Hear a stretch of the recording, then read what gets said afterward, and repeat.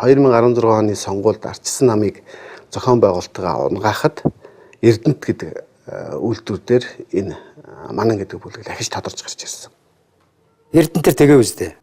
Энэ бүлэглэл юунд тулгуурлаж ажиллах гээд байна вэ гэхээр Монгол улс бол дэлхийн зах зээлд одоо дэлхийн хөдөлмөрийн хуваартч гэдэг дээр шургаж орох ганцхан нөхцөл байгаа. Энэ бол Монгол зэс нүүрсний орн байхгүй. Тэгэхээр Монголын зэс ба нүүрсний энэ салбарыг хянах юм бол энэ хүмүүс ирээдүйн Монголын Ротшильд, Рокфеллер болох хэрэгтэй байхгүй. Та нар одоо яаж будаж авч байгаа юм? Тэр Эрдэнэтийн үйлдвэр элбэгд орчод ямар хам байна? Хөвчлөн үү, эс хөвчлөн үү, худалдаж авна уу, эс авна уу?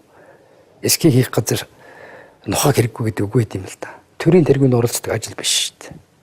Хулгай явагдаж явах төрийн тэргүүн гараад өмөрч болдгоо шүү дээ. За яах вэ тэр олны олон хүнээр барихгүй шүү дээ. Шийдлийн үед юу байж болох вэ? Шийдлийг бид нар олон талаас нь ярьж болно.